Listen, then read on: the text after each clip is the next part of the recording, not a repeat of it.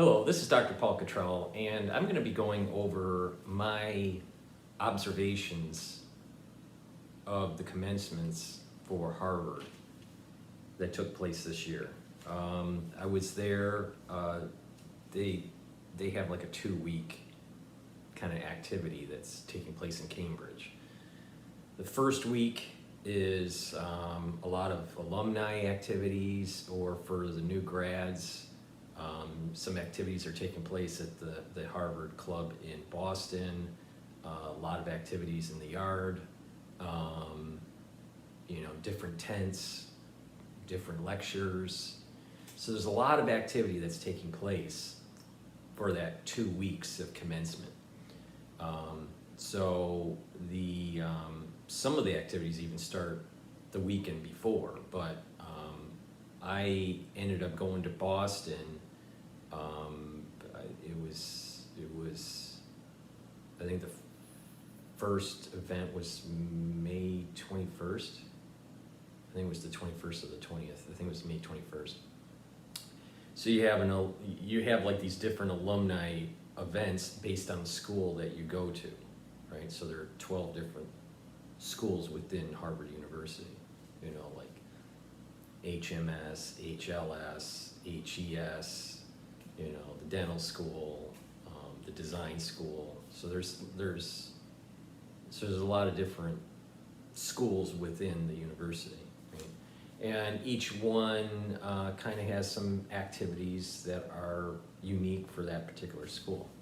So I'm from HES, so we had on our first day, I think it was May 21st, and a breakfast, right? So we meet in the tent. There's a big tent, and it's after you register. There's this big tent, and we're having breakfast, and you're talking to your classmates, meet new people, and in this tent are previous grads and then new grads, and then we're shepherded right in for a 3-hour lecture on. It was pretty cool, actually. The 3-hour lecture was on demographics in the world and specifically in the United States, about how real estate will change because of the declining population, and how AI or other technologies may be changing the landscape of real estate. It was literally like, this lecture was a little bit more on the business side of things, but it was dealing with demographics. It was a demographic kind of lecture, but I would put that into the kind of the business school kind of lecture. But it was a free. Well, we had to pay tickets for the alumni event, so it's not really free, but it was a comprehensive 3-hour lecture about how demographics will change the real estate landscape, and coupling it with artificial intelligence and robotics. Like, for example, robotics is going to be really important in terms of geriatric care. But there are some nefarious things that can happen. Something that may seem positive at the very beginning turns out to be negative for the job market. So there's a declining population in a lot of these developed nations, like Japan, like the United States, like Europe, or even in the United States, I think we're slightly increasing. But majority of the growth in these developed nations is because of immigration, not really because of creation of new children, right? So it was a really cool lecture. And then after that, we have lunch in the tent, right? So we have lunch in the tent. And then people could break out and listen to other lectures in different areas of the university on that first day. And then later that day, we met up for a night cruise, an early evening cruise in the harbor. And then we had hors d'oeuvres and alcohol and dinner for that event. Then there was a hiatus on the 22nd, I think it was. And so, you know, I was pretty much focused on studying because I kind of had to balance my studies for medical school. But, and then, I think that day I went to the club. I think on the 22nd I went to the Boston club and had dinner in what they call the club pub, which is downstairs. So that basically, you know, you buy a beer, right? Or, you know, and then you get free wings and cheese and bread and, you know, bar food, you know, for free, really. Then on the 23rd, that was the Annenberg dinner. And what was cool about that, many things are cool about that. Many people don't get to eat in Annenberg. This is kind of like the Harry Potter place, right? Where people eat. So as a student, you can eat there. It's a cafeteria kind of style as a student, and you can eat as much as you want. So, because my coursework during my time at Harvard, you know, because I was traveling, at this time I was working on my pre-med at Fordham and doing my master's at Harvard. And so I was traveling back and forth on the bus system or the Amtrak system. You know, sometimes I would have a schedule where it was like Monday, Thursdays, or Monday and Wednesday maybe Fordham, Tuesday, Thursdays maybe Harvard. So I was going back and forth constantly to do this dual program that I was working on. But so I was able to spend some time in Annenberg and have lunch there. And what's interesting is you see like the football players coming into Annenberg during the semester, and they'd be basically, you know, eating like horses, and because it's unlimited food for, you know, I don't know, like $12 or something like that. There was a similar cafeteria style, but a little bit smaller. But I think it was actually better at Fordham.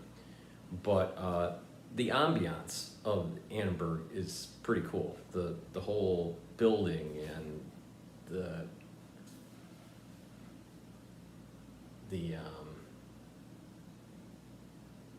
paintings and the wood carvings and the stained glass and the high arch vaulted ceiling, and it's pretty cool to be in there.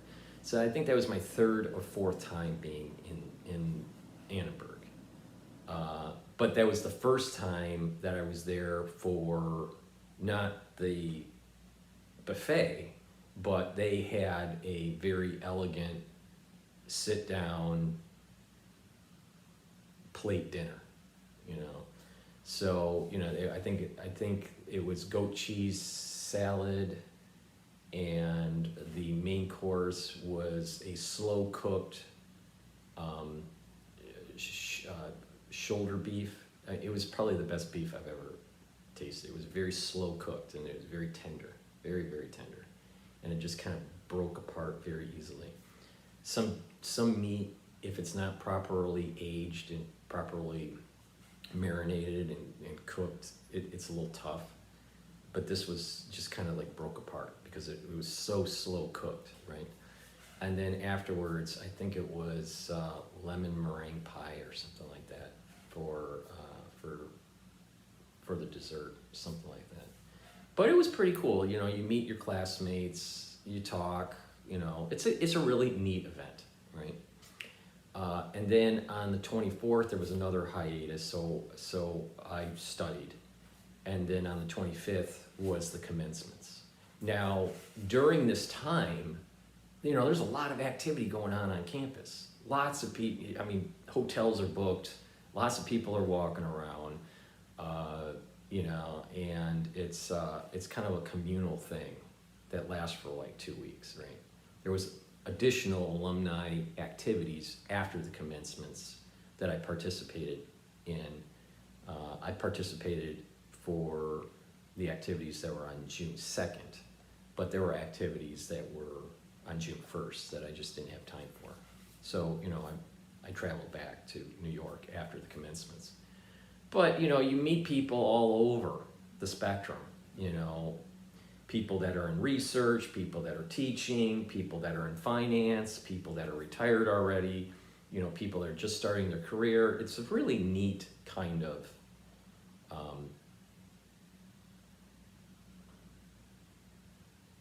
annual event to kind of participate in, to be a part of this community. All right, so it's one of the benefits of being an alumnus from Harvard University.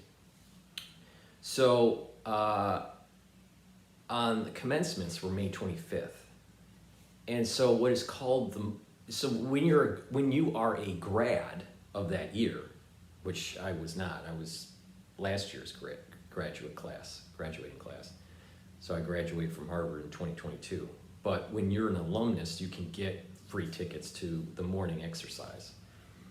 But if you're a grad, backtrack. Before the 25th, on the 24th, I also had lunch with some friends that were from Harvard. Some of them graduated with me in 2022. Some graduated before us, and some were graduating in 2023. So these friends that were sitting with us in Boston, we had 2023 grads, not so many, maybe 4 or 5. There were 3 of us that were from 2022, which is my graduating class.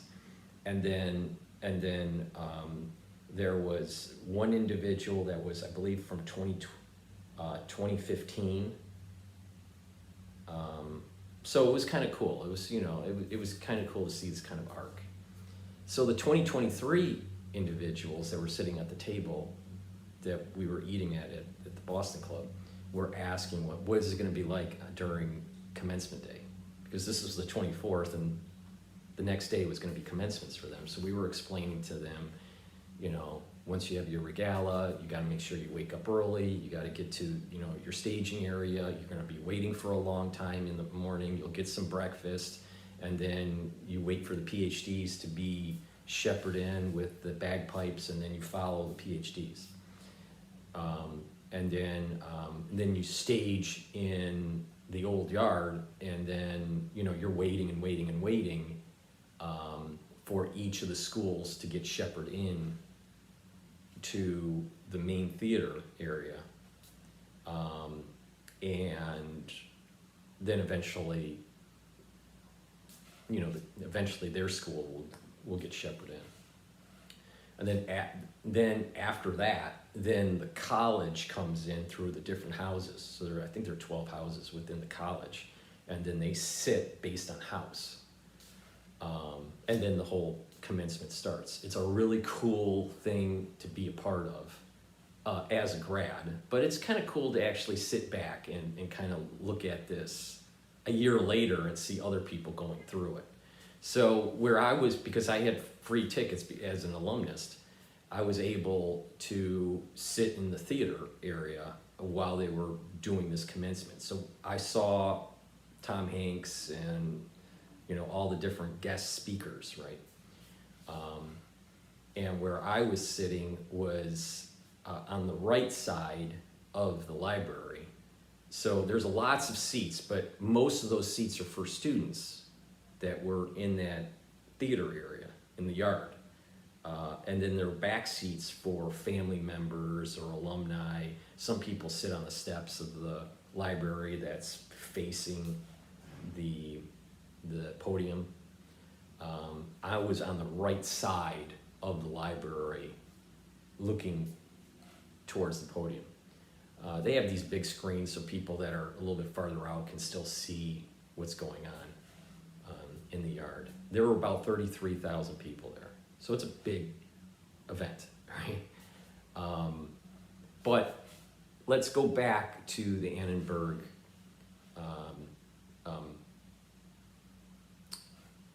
event. So on the 23rd in the evening, there's this banquet, all right? I don't know how many people were there. I would say it seemed like there were about 500, maybe more. I don't know, it was hard to tell. But it was packed. It was definitely packed. But I mean, I think there's about 500 people there. Maybe it could have been more. Maybe it was closer to 900. But either way, I mean, there was a lot of people there. And they had different people called up. So you have the president. So this event was actually an HES alumni event. And so the president of the association, the alumni association, was speaking, and then they were giving out different awards. Some of them were military awards for contributions to, to society, what they were doing after their military tenure. But they had the guest speaker, and that was Tom Nicholas. And Tom Nicholas, and I've talked about Tom Nicholas before in other videos, but I didn't realize that he was retiring in 2023. So this was his retirement speech at Annenberg. And he's a famous professor dealing more with kind of geopolitics, Cold War strategy. He's written kind of books about sociology, and I think his probably most famous book, at least in contemporary times, is Death of the Expert. I have some issues with some of his points of view. He used to be a Republican, then went Democrat. He was definitely anti-Trump, and I think that it skewed his kind of his message because he was so anti-Trump. But he was definitely kind of a Cold War hawk kind of guy, right? Taught at the War College, and pretty famous guy, all right? Pretty established and well known. I thought he lived in the Cambridge area. He actually lives in Long Island, New York, and he was traveling back and forth, very similar to how I was traveling, just traveling from New York, get to Boston and come back, right? So that's a unique feature if you live in the Wash corridor. You can travel between Boston and Washington, D.C., and New York, Washington, D.C., New York, Boston pretty easily through the mass transit system. So he gets up there, he gets his award, he does his speech, and it was pretty touching. He was basically saying he's been teaching for so many decades, and it was time to stop, and what he learned from the students, and it was a special moment that I didn't know that I would be a part of. I did not know. No one knew that he was going to do his retirement speech, and we knew he was going to speak, but he spoke at events all the time, and he's well known. So maybe he would have talked about what was going on in Ukraine. No one knew he was going to, but it was going to be his retirement speech, and being a part of that, even though I may not agree with everything he says, is another one of those serendipitous moments that have happened in my over 50-year arc of life, where a lot of things have happened that I crossed paths with just by accident. All right, so it was pretty cool to see Nicholas, Professor Nicholas, talk about his arc of career, and him winding down, and him retiring from teaching. He looks still pretty vibrant. He's not this old decrepit guy, right? So he looks like he had many years left to teach. So maybe he was tired of the traveling, but maybe he's got some sort of gig that's going on with the military. I don't know. He's kind of a consultant kind of type. So maybe that's what's going on. I don't know what he's going to be doing after his retirement. But I suspect that he'll probably write books and maybe consult, with the Pentagon or with maybe the administrations that especially as we transition through what's going on in Ukraine and what's possibly going to go on with Taiwan and China. He's going to be a key figure, I think, in terms of perspective. So it was cool to see him speak, right? And then, of course, the president of the association, of the Alumni Association, made some jokes about Tom Hanks and the volleyball. I forgot the name.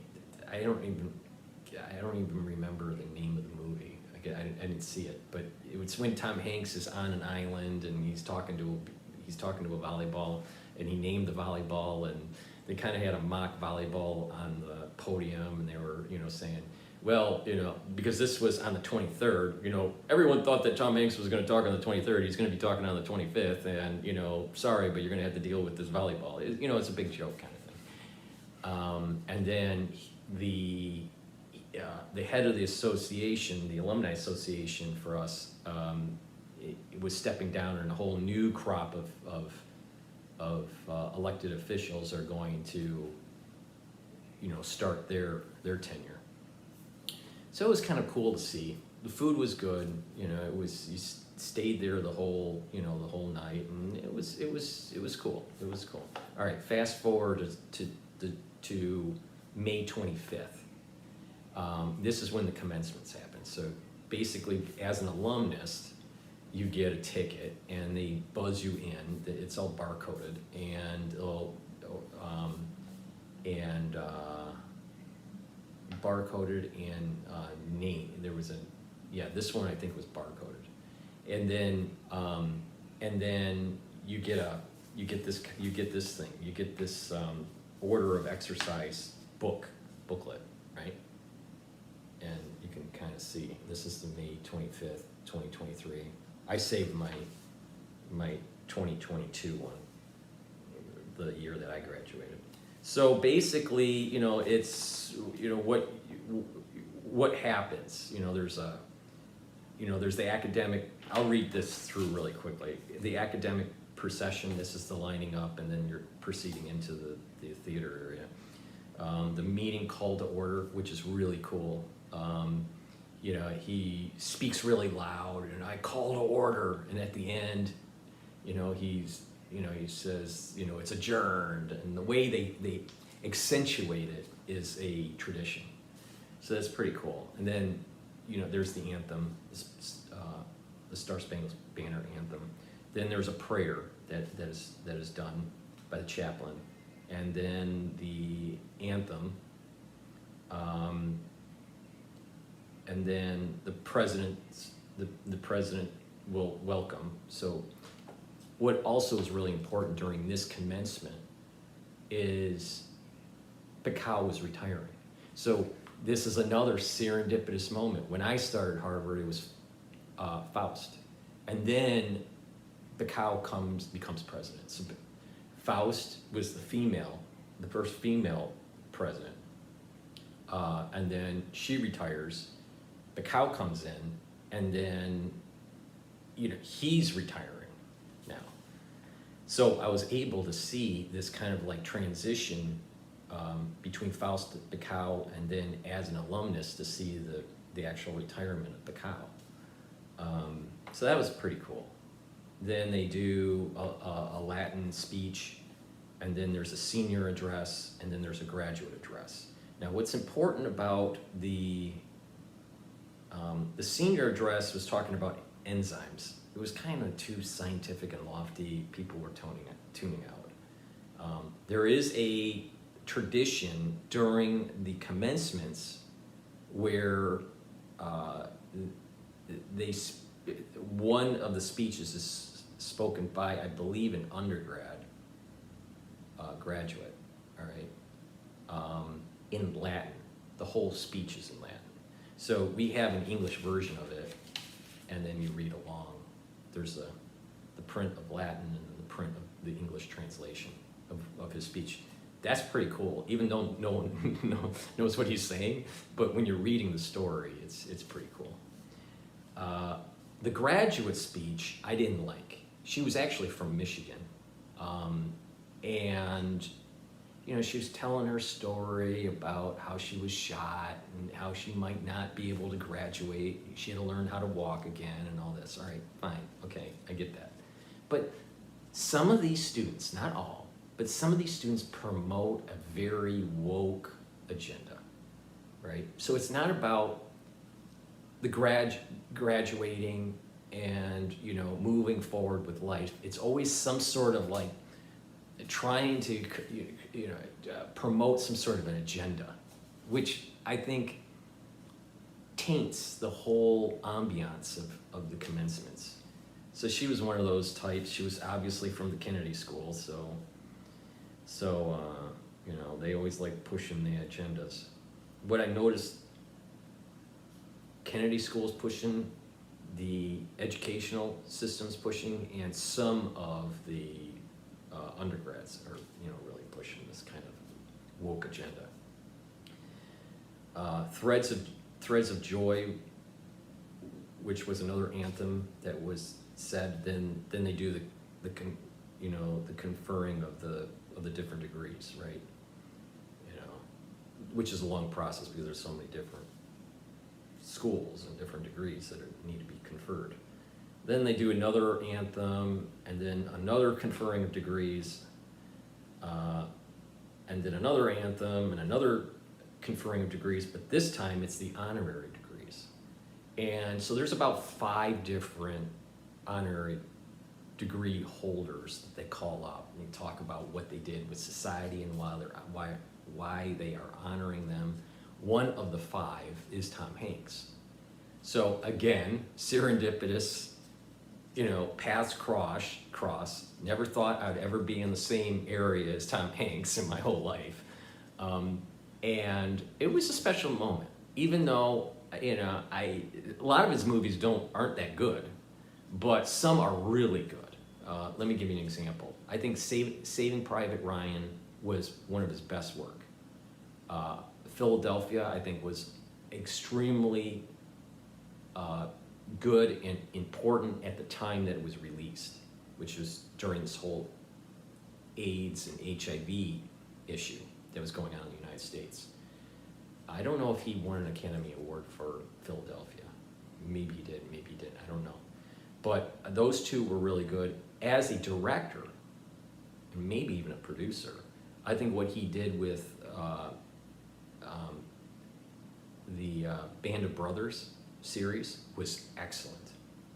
So I think he has an eye, and he has a certain skill set that when all the cylinders are hitting, he does really well.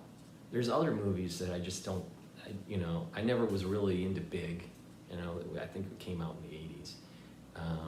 And some of his other movies, this beach ball movie thing, whatever it was called, I didn't like that much. I did like the one that he was in where he's the captain, and I think there was Somali pirates that take over the ship. I remember seeing this in the movie theater, when it was released. I thought that was good, but it didn't take a whole lot of acting. It was more action kind of thing. But I think his work in Saving Private Ryan and in Philadelphia were his best works. Now he does have a new movie coming out, Atomic something or other. It's out in the desert.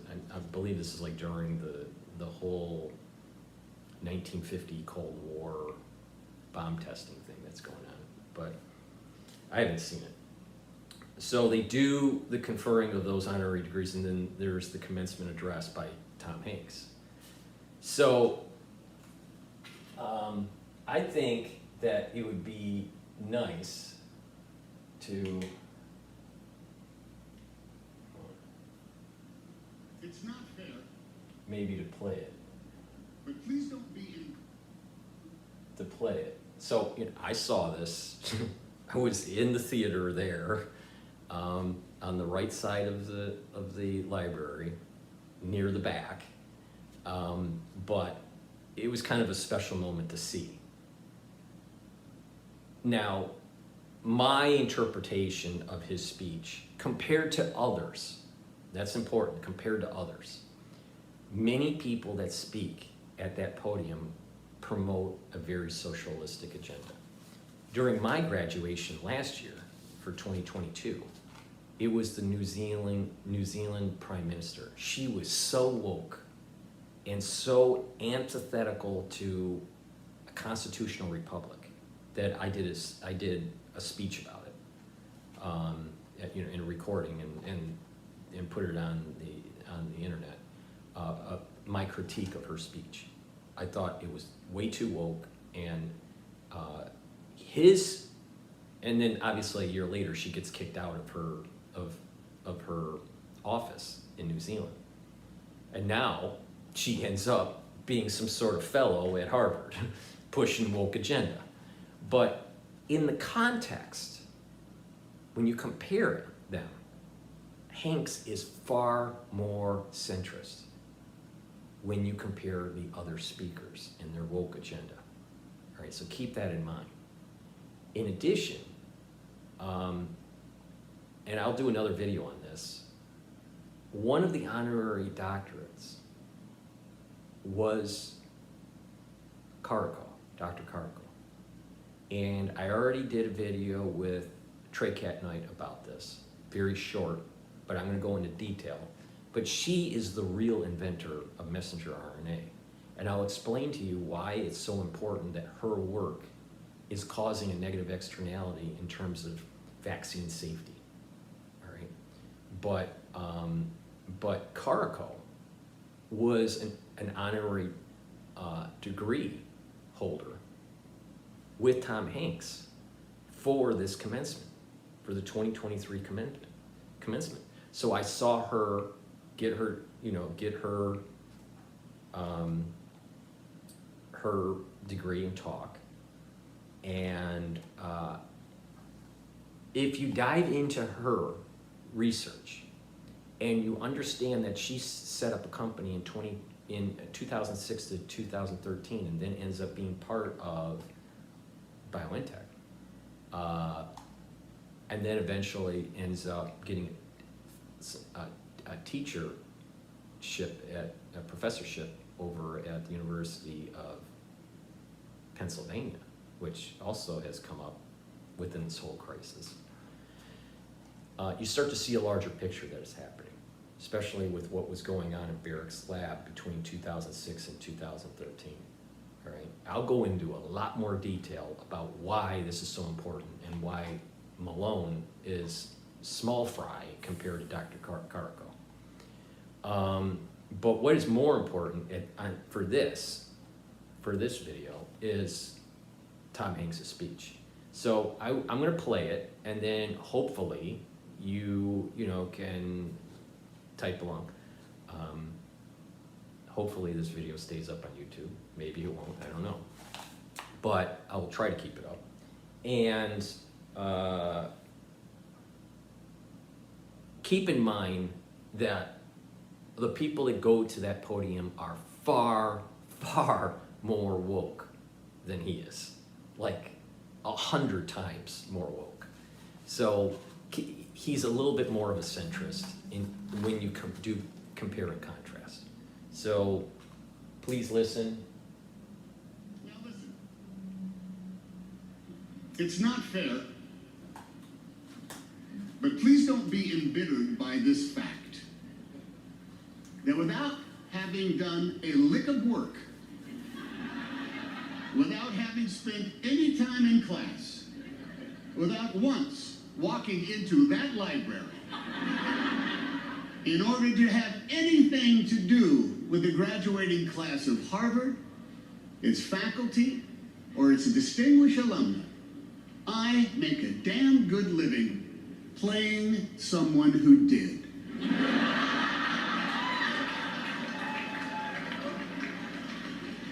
It's the way of the world, kids. on behalf of all of us who studied for 2 years at Chabot Community College in Hayward, California,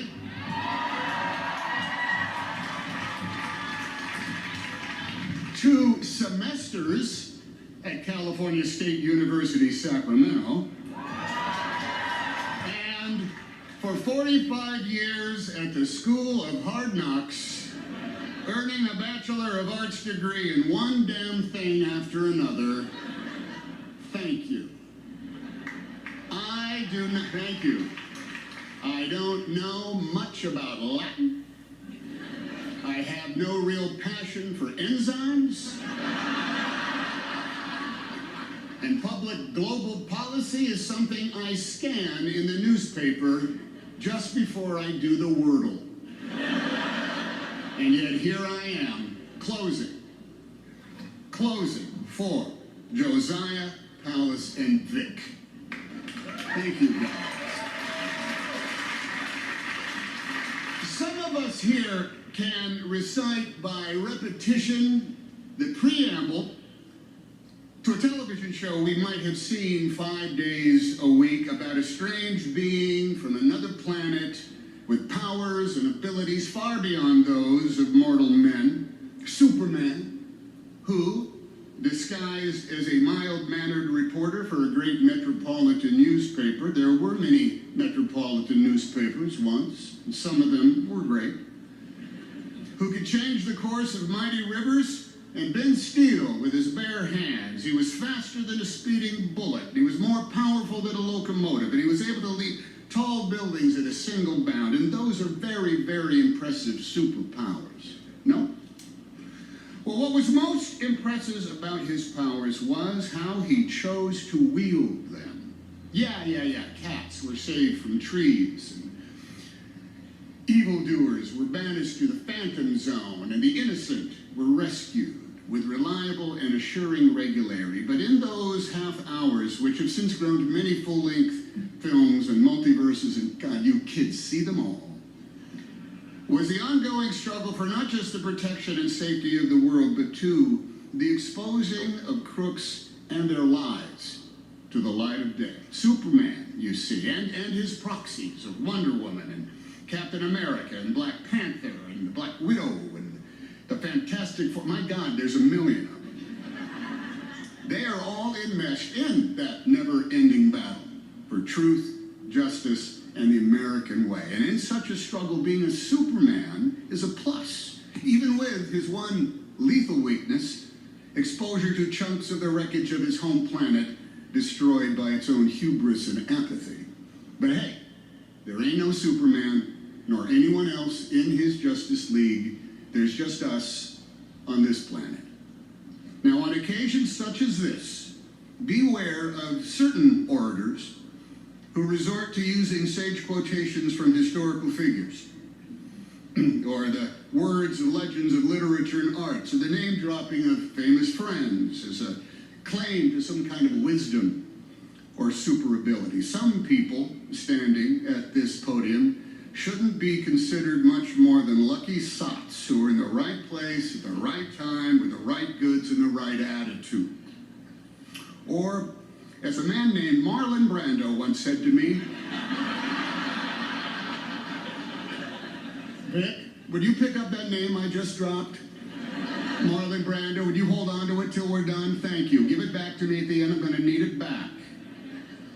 Yes, as a man named Marlon Brando once said to me on a message he left on my telephone answering machine, Tommy, handkerchief, this is Marlon Brandflakes calling you to ask where you are.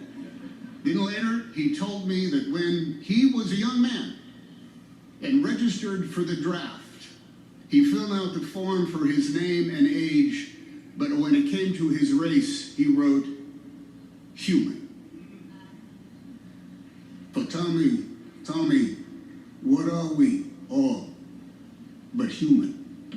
Yeah, we are all but human. Now, as an armchair historian who reads nonfiction for pleasure, the books divine that there has never been a graduating class that has not faced the greatest challenges of all time. That come every spring, the maelstrom of history swirls so wildly that no matter the year or the era or the generation, there is always an atmospheric river of events that makes right now the hinge upon which our fate is turning. And we here in the stands look at you all in the caps and the gowns, and we hope, oh, at last help is on the way. Somewhere matriculating today is a man of iron, a woman of steel, a superhuman just in the nick of time. Now, this is not because we have failed in our duties or are completely spent. We have done some very super things over our generations. It's because we are all in a cage match, mixed martial arts battle royale with agents of hubris, apathy, intolerance, and braying incompetence, the malevolent equals to Imperial stormtroopers Lex Luthor and Loki. And we could all use a superhero right now. Now, looking out at the flowing colors of Harvard Yard, the goofy big hands that clap, the balls that represent the world on which we live, the streamers and the piatas, and someone's very big face rendered large out there amongst the, there she is, that's it, that's it. We see beings who are young and restless, with energy and imagination, with righteousness and enlightenment and joy and compassion. And we celebrate your proclaimed wisdom and your worth ethic. We know no one is faster than a speeding bullet, to our shame, every day, to our shame. But we can still summon more power than a locomotive, and we are able to leap tall buildings at a single bound if we have the right gizmo. We can change the course of mighty rivers, if such a thing should be done. And we make machines that bend steel as easily as using our bare hands. And we know that to each other we often seem like strange beings from another planet, in habits and tastes and languages, with holidays and foods we eat and names of the days of the week, all varying. We all have special powers and abilities far beyond the reach of other mortals. Some of us can repair a screen door with ease.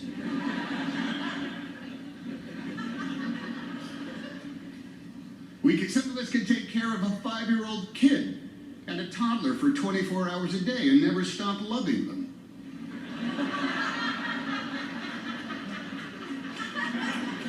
Some of us make sense of physics and economics and global policy. Some of us survive somehow on minimum earnings. Some of us graduate from college despite years of lockdowns and Zooms.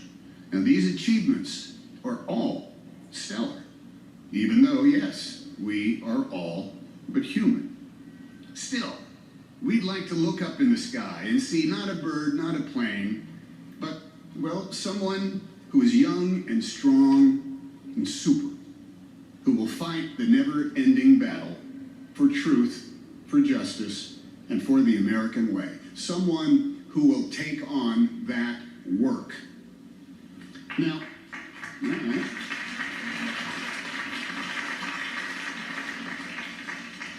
a kooky uncle once said to me, we should all stay in school as long as we can because the moment we graduate, we have to work every day for the rest of our lives.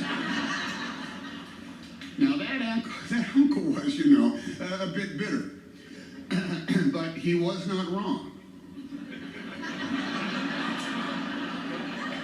We all get to complain about the man, and we all have debts we gotta pay, and we're all entitled to a day off to lay about, but the work that is called for, that we must do, has no expiration date. It is the construction of our more perfect union. And that job will never, ever be completed. It's one that requires rigorous attention, unfading wherewithal, and all hands. The work is the keeping of the promises of our promised land, the practice of decency, the protection of freedom, and the promotion of liberty for all, with no exceptions. And man, that takes on a lot of work. It's work that is done on multiple job sites every single day, and you can call each of them the battle for truth, justice, and the American way. Yes, the American way. The American way is exampled in both plain sight and in subtle attitude.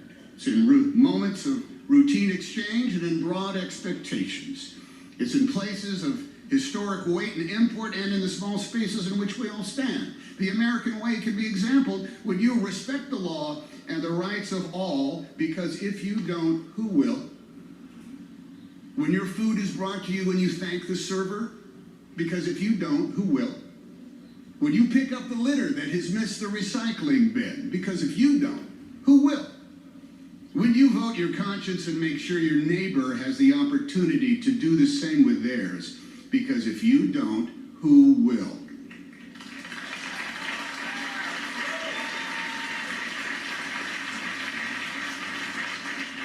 When you make good on your victories and learn from your losses, because both are the results of proud and noble efforts. If you don't, who will? The American way was first proposed not far from here, when subjects of a king demanded more control over their lives than that dictated by someone else's definition of providence. At the same time, women had no legal recourses.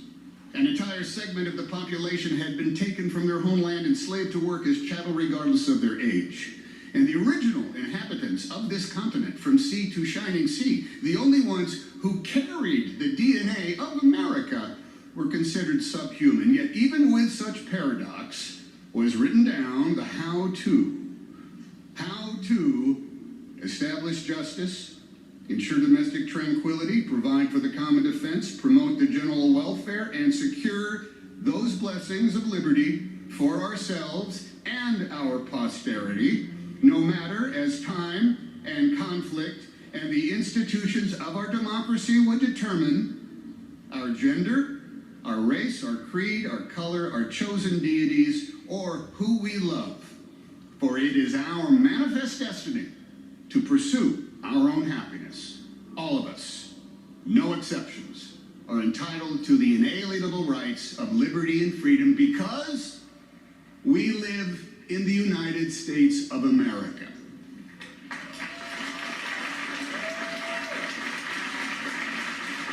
The vocabulary of the American way, of the law and the rights we share, is some part philosophical musing, some part answering a question with a question, some part trying to bowl us all over with your knowledge of Latin.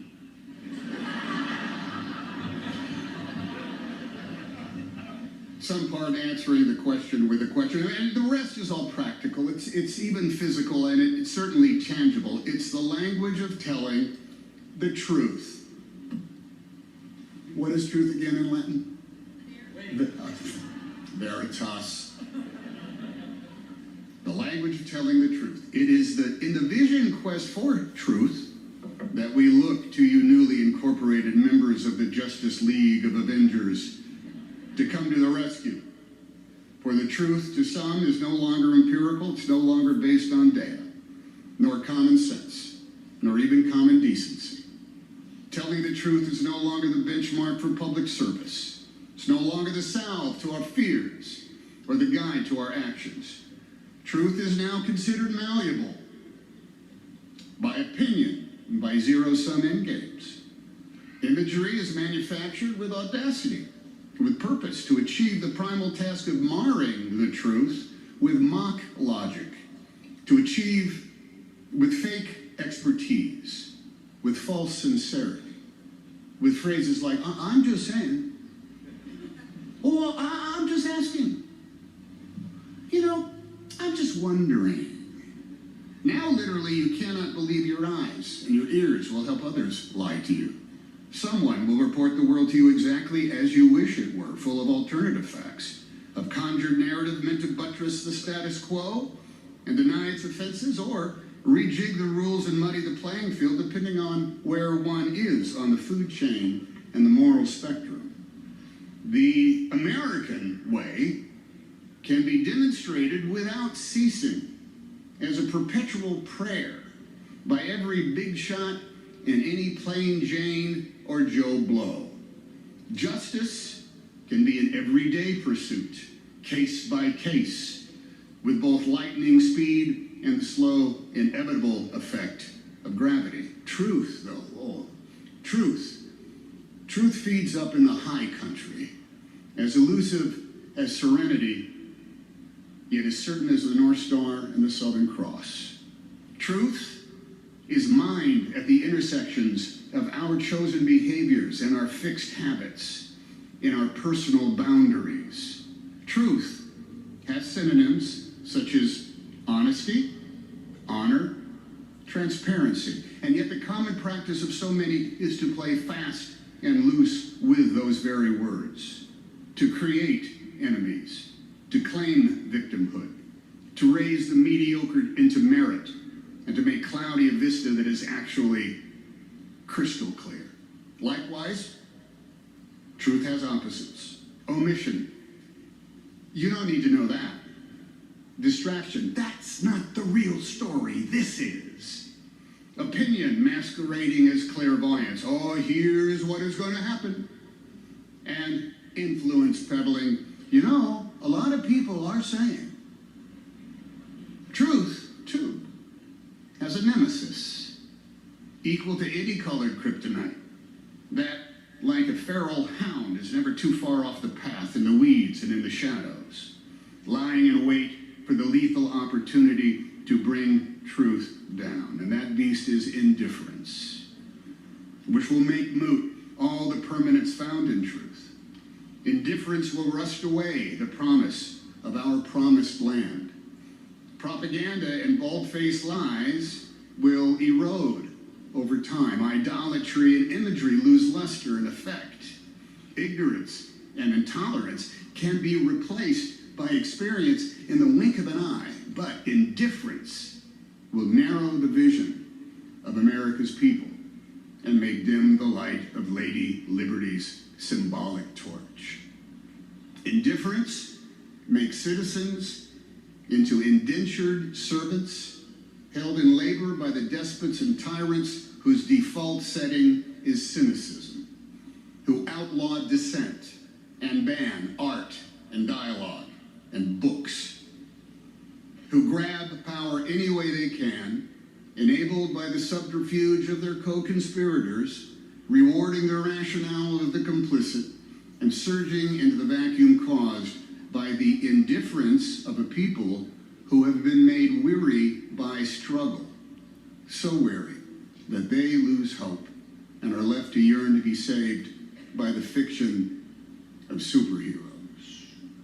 Every day, every year, and for every graduating class, there is a choice to be made. It's the same option for all grown-ups who have to decide to be one of three types of Americans: those who embrace liberty and freedom for all, those who won't, or those who are indifferent.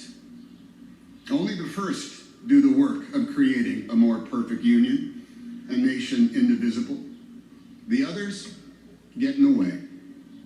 In the never-ending battle you have all officially joined as of today, the difference is in how truly you believe, and in how vociferously you promote, and how tightly you hold to the truth that is self-evident, that of course we are all created equally, yet differently. And of course, we are all in this together.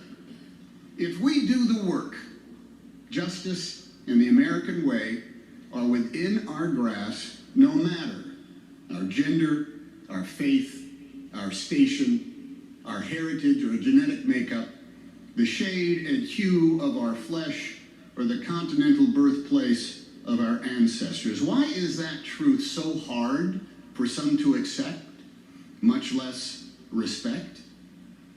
If you live in the United States of America, the responsibility is yours, ours. The effort is optional.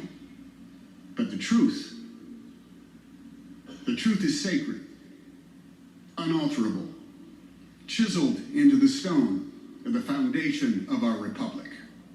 All of us are able. None of us are super. We are the Americans. Liberty and justice is for us all. Because yes, we have specific names, and we have lived every year of our ages. But when it comes to race, we are all uniquely, magnificently, simply human. Or so said Marlon Brando to Tommy Tommy Handkerchief. May goodness and mercy follow you all the days of your lives. Godspeed. Congratulations.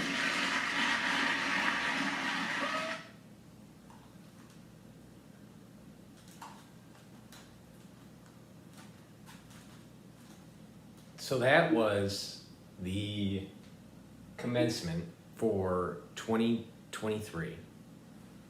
And when you compare that speech, which was relatively short compared to others, but if you compare that speech with the one that I attended in 2022, which was for my graduation, which was the New Zealand Prime Minister, she was so woke and so condescending that she was speaking to only a section of society. Now, I just want to be brief on my interpretation of Tom Hanks's speech. All right.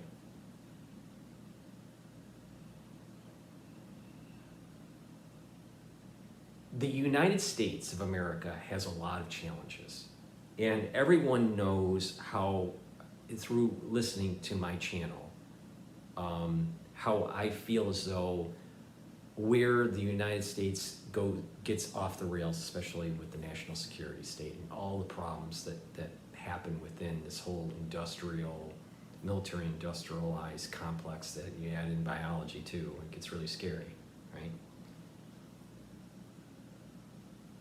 And that wokeism is trying to destroy the fabric of the nation.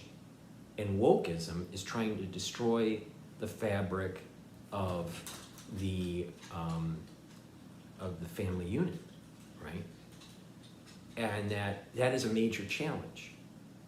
It gets muddied when you start talking about life, liberty, and the pursuit of happiness for all.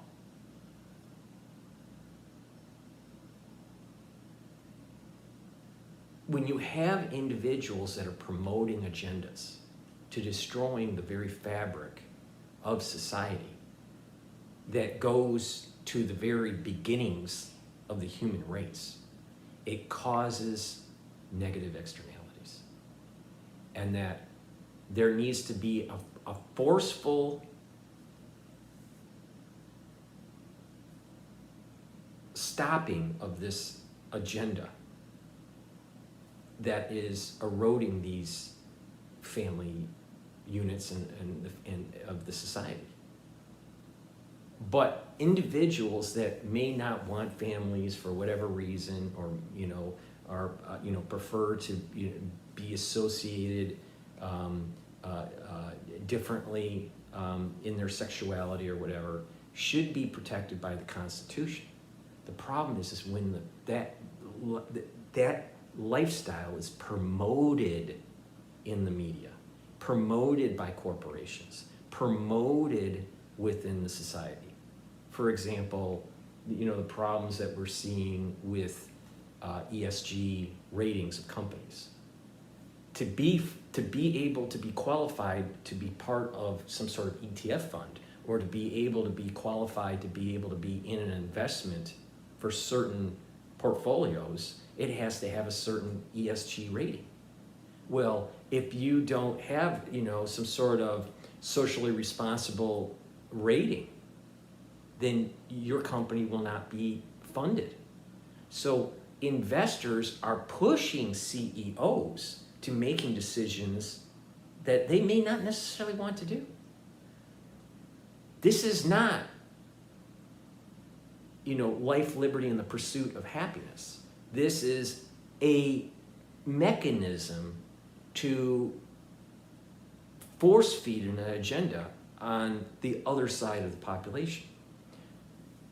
If most people just said, leave me alone, and there wasn't all this promotion of whatever, let's say, take for example, religion.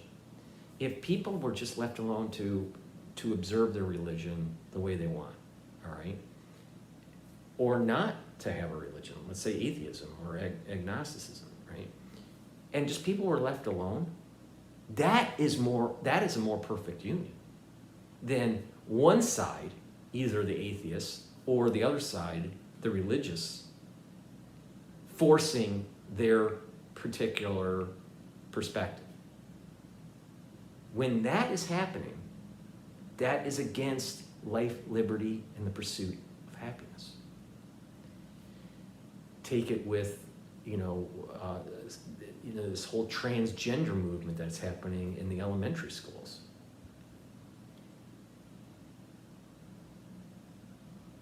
There is nothing wrong with individuals out there that have, maybe some sort of gender dysphoria, all right?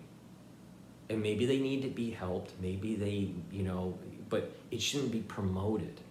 And there's the problem, is the promotion of this. So you have this wokeism that is trying to disrupt capitalism, disrupt the family unit, disrupt the religious fabric of the country. And even, I would even take it to the point where probably even the Protestant worth ethic that is famous in America, what made America great, is its worth ethic, right?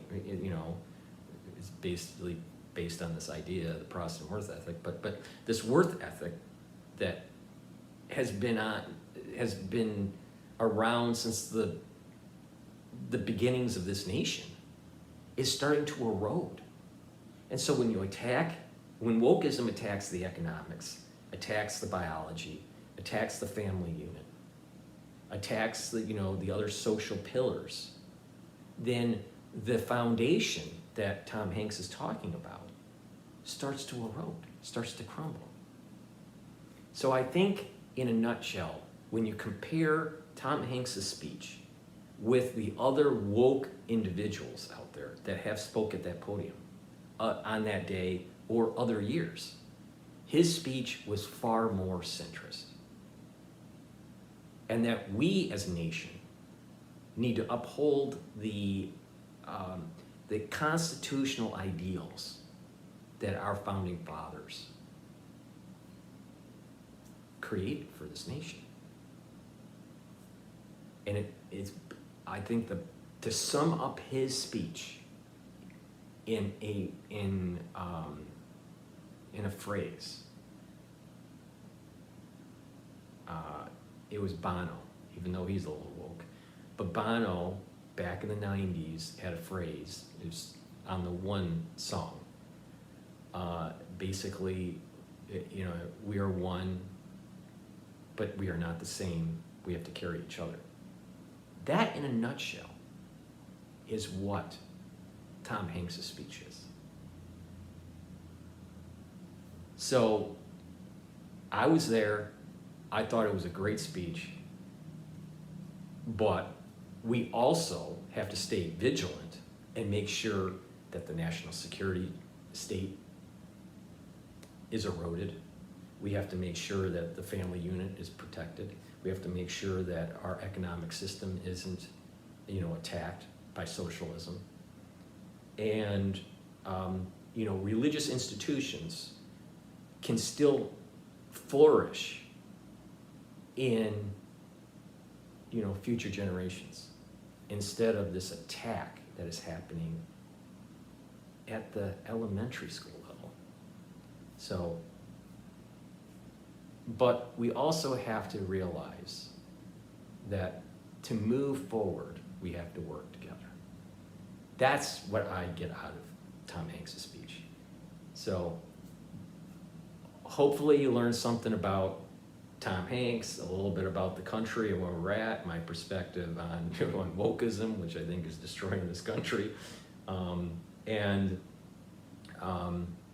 It's important to understand that there are investment houses that are pushing an agenda to have corporations promote these types of woke policies so they can get investments, to get an investment rating on the ESG rating. So, and then hopefully you learned a little bit about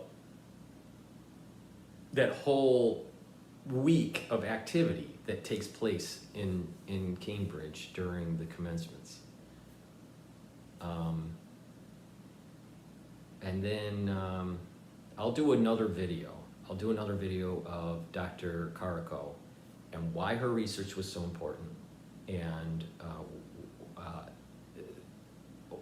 what we need to do going forward with trying to understand the next phase of the post-crisis that we're in now. Thank you for listening. Please subscribe to all my channels. I have 3 channels on YouTube. So all the links are in the description, so please subscribe to all those channels. Also subscribe to Bitchute, Brighteon, and Rumble. If you could, please subscribe to my Patreon account. That would help support my coverage of the news and all the different topics that I talk about. And also go to my store, the-studio-reykjavik.com. It's the-studio-reykjavik.com. All the links are in the description of all my videos, so you just click the link and it'll take you to everywhere. And please, go to that store and get the products that I offer. I have nano silvers, liquids and gels, soaps and lozenges. I have multivitamins. I have C60, which is a very strong antioxidant, in coconut and avocado. I have a 2 ounce, a 4 ounce, and an 8 ounce. Partnered up with Boomer Products, so I have a plethora of different supplements like B complex, turmeric, ashwagandha, resveratrol, zinc, magnesium, vitamin C, vitamin D3, lignans, digestive enzymes, collagen. I have a lot of different products to help you follow my protocol and boost up your health and improve your longevity and go through a healing process, slow down the aging process. If you do this on a regular basis by taking a strong antioxidant like C60, taking your supplements that I offer, and neutralize pathogens with the nanosilvers, you are going to fare very well in terms of slowing down that process and getting healthier. Make sure you drink filtered water. Don't drink fluorinated water. Also get proper diet and exercise, and it will go a long way in slowing down the aging process and getting your body in homeostasis. In addition, I also have deodorants that are all natural in citrus, and the other deodorant is in peppermint tea tree. So you can purchase your deodorants with all natural ingredients. And I also have a everything bar, which is great for skin irritations, wound healing, bug bites, muscle pain. And then you can also apply it on your skin on a regular basis, and it could be just a regular skincare product for you. I also have these different boxes on my store, what I call anti-aging boxes, and at different price points, and I've curated them in different ways where you can get a skincare anti-aging box, either beginners or advanced edition, or a beginner's edition for anti-aging, and or an advanced box, and that's all curated so you know exactly what to get to follow a protocol. Taking nano silver gel and putting it on your skin before you go to bed, taking collagen and taking vitamin C and drinking water and getting exercise, it will improve your skin within 7 days, 14 days. And if you continually do it, you'll notice that your body and your skin is healthier. I have an advanced box, the skincare advanced box, that also adds in the C60, which is a very strong antioxidant, and resveratrol. So, take a look at these products that I offer to help support my channel so I can inform you of my perspectives and what is going on. Just to give you an update, I did do a video last night of the particulates that are in the air in New York. And this morning, it's a little bit better, but it's still out there, but it's a little bit better than last night. It's supposedly going to get worse as the night progresses, but I was outside for only about 4 or 5 minutes. And when I came back in after the recording, I was starting to not feel right with my throat, all right? So what did I do? What I did was I took liquid nano silver, right, and I gargled it and then swallowed it. And then what I did was you take the nano silver gel. I took the nano silver gel and then put a little bit in my nostrils, and then I made a tea. I made a lemon tea. And I don't feel that kind of like that scratchy, irritated feeling in my throat like I did last night. So hopefully everything, I haven't been really outside at all today, but it's still kind of hazy out, but not as bad as last night. We'll see what happens when the different weather patterns happen, but I'll keep you updated on what's going on, at least in New York. I know other people have commented that around the United States that they're seeing similar things happening because of these fires and the wind patterns that are coming from Canada. So, but thank you for paying attention. Thank you for being a supporter of the channel.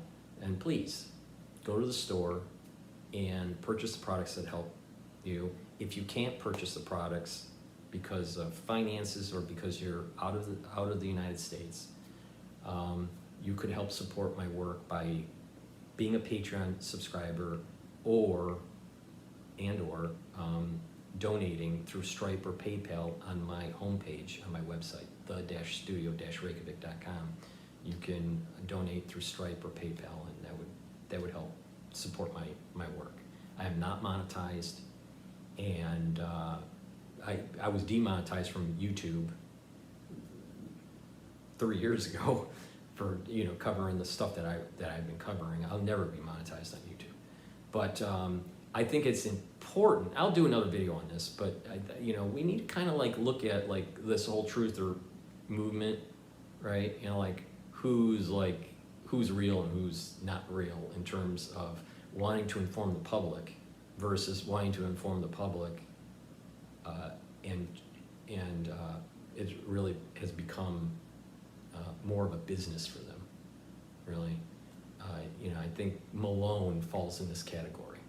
I don't know. I think I should do a long video on Malone, probably parlay that with what's going on with Dr. Carco, because Malone overplays what he said he did and underplays what he really did. So thank you for listening, and I will see you later.